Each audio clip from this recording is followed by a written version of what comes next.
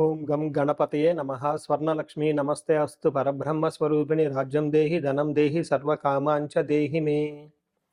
స్వర్ణలక్ష్మి అమ్మవారు ప్రతి ఒక్కళ్ళకి ప్రతి నిమిషం చక్కగా ఆనందంగా మనం అందరం ఉండే విధంగా ఆశీర్వదించాలని, దానితో పాటు మనందరికీ ఒక అధికారము, పవరు, స్టేటస్ ఉండాలని, దానితో పాటు మనందరికీ సమృద్ధిగా ధనంతో పాటు మన అందరికీ మనలో ఉన్న అనేక రకాల కోరికలు కూడా తక్షణమే అమ్మవారు మనకి నెరవేర్చేలాగా, మనకు అమ్మవారి యొక్క కరుణాకృప మన మీద ఉండాలని చెప్పేసి అమ్మవారిని ప్రార్థిస్తూ సెప్టెంబర్ మాసం యొక్క రాశి ఫలాలు ఎలా ఉన్నాయో మనం చూసుకుందాం. సెప్టెంబర్ మాసం యొక్క రాశి ఫలాలు ఎలా ఉన్నాయో మనం చూద్దాం. ఇందులో కనుక మనం గమనించుకుంటే ఈ మాసం మనకి చవితితో స్టార్ట్ అయ్యి మరలా చవితితో ఎండ్ అవుతుంది. ఈ మధ్యలో 11 రోజులు శ్రావణ మాసం, మిగతాది మనకి భాద్రపద మాసం ఉంది.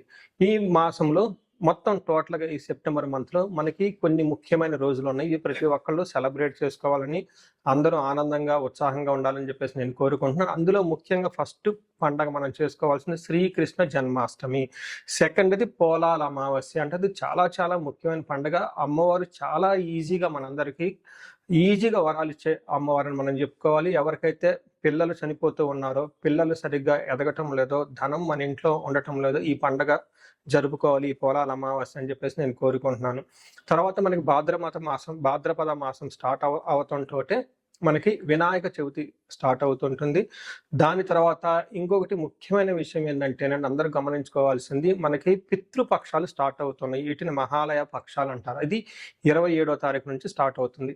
ఈ పితృపక్షాలు ముఖ్యంగా ఎవరైతే అధికారం రాకుండా, ప్రమోషన్స్ రాకుండా, ఉద్యోగంలో ఆటంకాలు పడుతుందా, తల్లికి పిల్లలకి మధ్య గొడవలు వస్తూ ఉన్నాయా, ఎవరైతే లైఫ్లో స్టాగ్నేటెడ్గా గ్రోత్ లేకుండా ఉన్నారో, మీ ఇండివిజువల్ జాతకంలో పితృదోషం ఉన్నా, కాలసర్ప దోషం ఉన్నా, త్రిపిండి దోషం ఉన్నా కానీ ఇలాంటి వాళ్ళు ముఖ్యంగా ఈ యొక్క పితృపక్షాల సమయాన్ని సద్వినియోగం చేసుకొని పితృదేవతలకు ఆశీర్వాదం తీసుకొని తద్వారా మీ పిల్లలకి శ్రేయస్సుకు ప్లస్ వారికి సరిపడిన ధనం అంతా మీకు రావాలని చెప్పేసి నేను కోరుకుంటున్నాను. అందుకని పితృపక్షాలను ప్రతి ఒక్కళ్ళు సెలబ్రేట్ చేసుకోవాలని చెప్పేసి నేను కోరుకుంటున్నాను. ఇవి అంతా ఒక ఎత్తు అయితే, జ్యోతిష శాస్త్రంలో మనకి సెప్టెంబర్ మంత్లో 4 గ్రహాలు మారుతూ ఉన్నాయండి. ఈ 4 గ్రహాల యొక్క ప్రభావం 12 రాశుల వారికి ఎలా ఉందో మనం చూద్దాం. ముందులో మారే గ్రహాలు ఏంటి మనం చూసుకుంటే, శుక్రుడు వచ్చేటప్పటికి సెప్టెంబర్ 2న, బుధుడు సెప్టెంబర్ 7న, అలానే సూర్యుడు వచ్చేటప్పటికి సెప్టెంబర్ 17th, తర్వాత కుజుడు వచ్చేటప్పటికి సెప్టెంబర్ 18th. అంటే టోటల్గా 2nd, 7th, 17th, 18th ఈ యొక్క డేట్లో గ్రహాలు మారుతూ ఉన్నాయి. టోటల్గా ఈ గ్రహాల యొక్క ప్రభావం మనకు 12 రాశుల మీద ఎలా ఉందో మనం తెలుసుకుందాం. కుంభరాశి వారికి సెప్టెంబర్ మాసంలో ఫలితాలు చూసుకుంటే చాలా బాగున్నాయని మనం చెప్పుకోవచ్చు. ఆల్మోస్ట్ 80% చాలా పాజిటివ్గా ఉంది. రీసెంట్లో ఎంత బాగున్న మంత్ అయితే ఇది లేదని నేను చెప్తాను ఖచ్చితంగా. ఈ టైంలో వీళ్ళకి చాలా చాలా శుభకరమైన వార్తలు అందటం, ప్రమోషన్ రావటం, ఉద్యోగాలు రావటం వచ్చే అవకాశం చాలా ఎక్కువగా ఉంటుంది.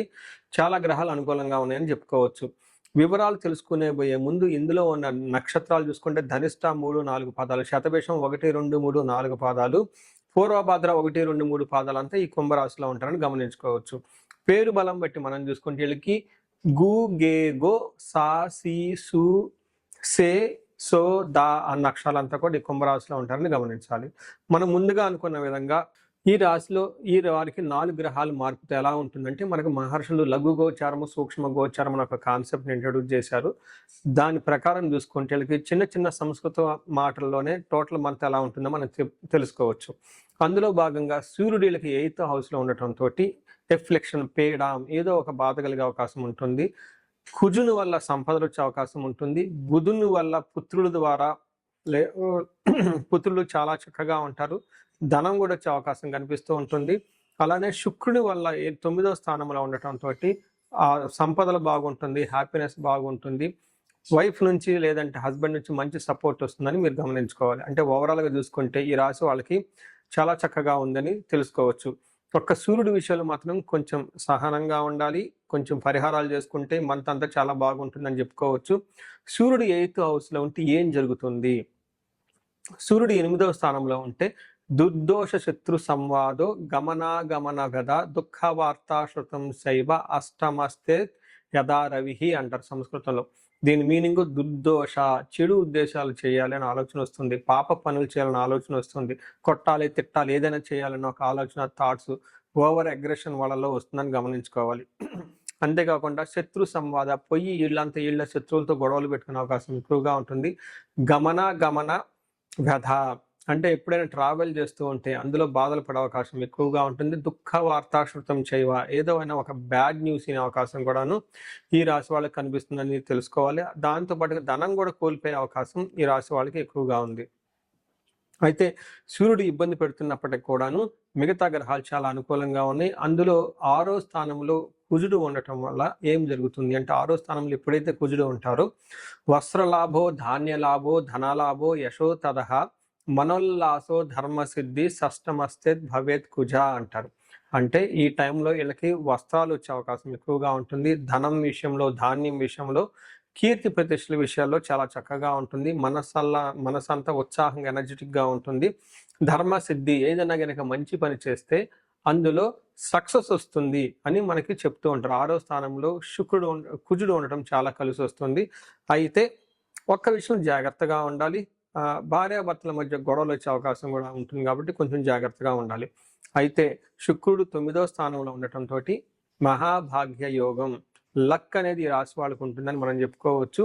ఇందులో మనకి సంస్కృతుల మహర్షులు ఏం చెప్తారంటే వస్త్రలాభో మహారోగ్యం గురుభక్తి శాత్ ధర్మకృత్యం చిత్తశుద్ధి అభిష్టార్థ నవమస్తేత్ భవేత్ భృగో అంటారు. అంటే 9వ స్థానంలో ఎప్పుడైతే భృగుడు అలాగే శుక్రుడు కనుక ఉంటే ఏమవుతుంది, వస్త్రలాభం, షాపింగ్ చేస్తారు, ఆరోగ్యం బాగుంటుంది, గురుభక్తి శాత్ పెద్దవాళ్ళు చెప్పిన విధంగా అన్ని పనులు చక్కగా చేసుకుంటూ వెళ్ళిపోతూ ఉంటారు. ధర్మకృతి మంచి ధర్మ పనులని బద్ధంగా వాళ్ళ పనులన్నీ చేసుకుంటూ ఉంటారు. చిత్తశుద్ధి అభిష్టార్థ వాళ్ళ ఇంట్యూషన్ చాలా స్ట్రాంగ్గా ఉంటుంది అని మనకి శాస్త్రంలో వివరించడం జరిగింది. సో శుక్రుడు 9వ స్థానంలో మహాభాగ్య యోగంతో పాటుగా 3వ స్థానంలో దృష్టి ఉండటంతో ఎవరైతే ప్రేమికులు, లవ్, రొమాన్స్, ప్లేజర్స్ ఇలాంటి వాళ్ళకి చాలా అనుకూలంగా ఉంటుంది. ఈ టైంలో ఈ ప్రేమ వ్యవహారాలను పెద్దవాళ్ళకి చెప్పుకొని చక్కగా వాళ్ళ ద్వారా ఒప్పించుకునే ప్రయత్నాలు చేస్తే మంచి కలిసి వచ్చే అవకాశం కనిపిస్తుంది ఈ రాశి వాళ్ళకి. అలానే రాశి వాళ్ళకి ధనిష్ట, శతభిషం, పూర్వభాద్ర నక్షత్రాలు 3 నక్షత్రాలు ఉంటుంది. ఇందులో ధనిష్ట నక్షత్రం వాళ్ళకి రాజ్యలాభము, పరవాసము, వస్త్రలాభము చూపిస్తుంది. అంటే వీళ్ళకి రాజ్య లాభము అంటే హయ్యర్ ప్రమోషన్స్ వచ్చే అవకాశం కనిపిస్తుంటుంది. షాపింగ్కి వెళ్ళి అవకాశం కనిపిస్తుంది. దీంతో పాటు పరవాసము, ఫారిన్లో ఉండే వాళ్ళకి, ఫారిన్ స్టే చేసే వాళ్ళకి, అవుట్ స్టేషన్లో ఉండే అవకాశం కూడా చాలా ఎక్కువగా కనిపిస్తుంటుంది. అయితే హెల్త్ విషయంలో ధనం విషయంలో జాగ్రత్తగా ఉండటం ఎంతైనా అవసరం. శతభిష నక్షత్రం వాళ్ళకి జయప్రదంగా ఉంటుంది, రాజ్యలాభం ఉంటుంది, వస్త్రలాభం ఉంటుంది. అదర్ సైడ్లో ధనానికి ఇబ్బంది పడే అవకాశం కూడా చాలా ఎక్కువగా కనిపిస్తుంటుంది. పూర్వభాద్ర నక్షత్రం వాళ్ళని కనుక గమనించుకుంటే జయము, రాజ్యలాభము, వస్త్రలాభము చక్కగా కనిపిస్తుంటుంది. ఇటు సైడ్ వీళ్ళకి కొంచెం హెల్త్ కొంచెం జాగ్రత్తగా పెట్టుకోవటం ఎంతైనా అవసరం. ధనానికి కూడా ఇబ్బంది పడే విధంగా ఈ రాశి వాళ్ళకి కనిపిస్తుంటుంది. బట్ ఓవరాల్గా చూసుకుంటే ఈ రాశి వాళ్ళల్లో ధనిష్ట నక్షత్రం వాళ్ళు కొంచెం ఎక్కువగా టెన్షన్స్ పడే అవకాశం కనిపిస్తూ ఉంటుంది. ధనిష్ట నక్షత్రం వాళ్ళకి కొంచెము లత్త అనే వ్యవహారం ఉండటంతో అన్ఎక్స్పెక్టెడ్గా కొన్నిసార్లు అనుకున్న పనులు కాకుండా ఆటంకాలు ఎదురయ్యి మళ్ళా అనుకున్న పనులు వచ్చే అవకాశం కూడా, అనుకున్న పనులు కూడా అయ్యే విధంగా ఖచ్చితంగా కనిపిస్తుంది రాశి వాళ్ళకి. ఓవరాల్గా చూసుకుంటే ఈ రాశి వాళ్ళకి ఒక్క సూర్యుడి భగవానుడి వల్ల ఇబ్బందులు పడే అవకాశం ఉందే తప్ప మిగతా అంతా బాగుందని చెప్పుకోవచ్చు. పరిహారాలు చూసుకుంటే వీళ్ళకి సూర్యుడికి ఆదిత్య హృదయ స్తోత్రం చదవటం, ఆర్ఘ్యం ఇవ్వటం, సూర్య నమస్కారాలు చేయటము, ఫాదర్ లాంటి ఫిగర్ వాళ్ళ నుంచి ఆశీర్వాదం తీసుకోవటం. ఆఫీసులో బాస్లు అయితే ఖచ్చితంగా బాస్ ఎప్పుడు అంత ఫేవరబుల్గా ఉంటారు, మనకు సహజంగా ఫీలింగ్ ఉంటుంది. కానీ అదే బాస్ మీకు జాబ్ ఇచ్చి శాలరీ కూడా ప్రాసెస్ చేస్తూ ఉంటారని గమనించుకోండి. వాళ్ళకి మీకు హంబుల్గా, వినయంగా ఉండి ఈ మనసులో వాళ్ళకి ఎదురు చెప్పకుండా ఉంటే చాలా చక్కగా ఉండే అవకాశం కనిపిస్తుంది. వాళ్ళ యొక్క మీకు ఫర్దర్ ప్రమోషన్స్ రావాలన్నా కానీ వాళ్ళ యొక్క ఆశీర్వాదం, సపోర్ట్ మీకు చాలా అవసరమని గమనించుకొని వాళ్ళతో సత్సంబాలు మెయింటైన్ చేయడం చాలా ముఖ్యం. ఇంకా ఈ రాశి వాళ్ళకి ఏమైనా గనక ఇండివిజువల్గా ప్రాబ్లమ్స్ అనిపిస్తే ఈ స్క్రీన్ మీద కనిపిస్తున్న నెంబర్ ద్వారా మీరు నన్ను రీచ్ అవ్వచ్చు. ఈ రాశి వాళ్ళకి సూర్యుడికి సంబంధించిన సంపూర్ణ శాంతి పూజలు చేయించుకుంటూతో పాటు ఆదిత్య హృదయ స్తోత్రం రెగ్యులర్గా చదివితే సరిపోతూ ఉంటుంది. సో ఈ రాశి వాళ్ళకి అష్టైశ్వర్యాలు కలగాలని, భోగభాగ్యాలు కలగాలని, అందరూ చక్కగా ఉండాలని చెప్పేసి కోరుకుంటున్నాను. నమస్కారం. చూశారు కదండి ఇప్పటిదాకా ఈ మీ రాశి వారికి ఎలా ఉందో. ఇది గోచార రీత్యా మాత్రమే చెప్పడం జరుగుతుంది. దీనిని మీకు 30-40% మాత్రమే అప్లై అవుతుంది. మిగతాది మీ ఇండివిడ్యువల్ జాతకం గనక చూస్తే అందులో కరెక్ట్గా యాక్యురేట్గా వస్తుంది. ఇండివిడ్యువల్ జాతకంలో చక్కగా దశాభుక్తులు ఉంటే మంచి రిజల్ట్ ఇస్తుంటే ఇవి బాగుంటే అంతా బాగుంటుంది. ఇన్ కేస్ ఇండివిడ్యువల్ దశాభుక్తుల్లో సరైన రిజల్ట్ లేకుండా ఉంటే మీ జాతకం వ్యక్తిగత జాతకం సరిగా లేకుండా ఉంటే ఇవి వాటికి యాడ్ అయ్యి దానికి తద్వారా బేజులు చేసుకొని కరెక్ట్గా రిజల్ట్ అయితే వస్తుంది. మీ ఇండివిడ్యువల్గా జాతకం చూపించుకోవాలనుకుంటే స్క్రీన్ మీద కనిపిస్తున్న నెంబర్ ద్వారా మీరు నన్ను కనెక్ట్ అవ్వచ్చు. అంతేకాకుండా నేను ఒక రీసెర్చ్ చేస్తున్నాను. అంటే దాదాపు మిడ్ లైఫ్ క్రైసిస్ అంటూ ఉంటారనమాట. అంటే 40 ఇయర్స్ నుండి +or-5 ఇయర్స్, అంటే 35-45, ఈవెన్ 48-50 వరకు ఈ మధ్యలో ఏజ్ ఉండి వాళ్ళకి సక్సెస్ఫుల్గా ఒక 10-15 ఇయర్స్ కెరీర్ ట్రాక్ రికార్డు ఉండి బాగా చదువుకోనుండి అన్ని విధాలా చక్కగా లైఫ్లో ఒక బాణంలాగా దూసుకొని వచ్చి, కానీ ఈ టైంలో మీరు ఇబ్బంది పడుతూ ఉంటే సడన్గా జాబ్ లేకపోవటం, సడన్గా బిజినెస్ లేకపోవటం, సడన్గా లైఫ్లో గ్రోత్ లేకపోవటం, చాలా కన్ఫ్యూజ్డ్ అయిన పొజిషన్లో కనుక ఉంటే దీనిని జనరల్గా మనకి మిడ్ లైఫ్ క్రైసిస్ అని చెప్పేసి హార్మోనల్ ఇంబ్యాలెన్స్ అని చెప్తూ ఉంటారు. బట్ జ్యోతిష శాస్త్రంలో దీనికి చాలా చక్కటి పరిష్కారం ఉంటుందండి. మీకు జాతకంలో ఏమైనా శాపాలున్నా, రుణాలున్నా, గ్రహ దోషాలున్నా, కాలసర్ప దోషాలు లాంటి కఠినమైన దోషాలుంటే ఈ టైంలో యాక్టివేట్ అయ్యే అవకాశం ఎక్కువగా ఉంటుంది. దీనికి ఇండివిడ్యువల్గా జాతకం చూపించుకొని అది మీరు కెరియర్కి గ్రాప్ రావటానికి, లేదంటే మీరు లైఫ్లో ఇలా స్టాగ్నెట్గా ఆగిపోవటానికి గల కారణాలు ఏంటో తెలుసుకొని చక్కగా పరిష్కారాలు చేసుకుంటే లైఫ్ 10 రెట్లు ముందుకెళ్ళే అవకాశం ఎంతైనా ఉంటుంది.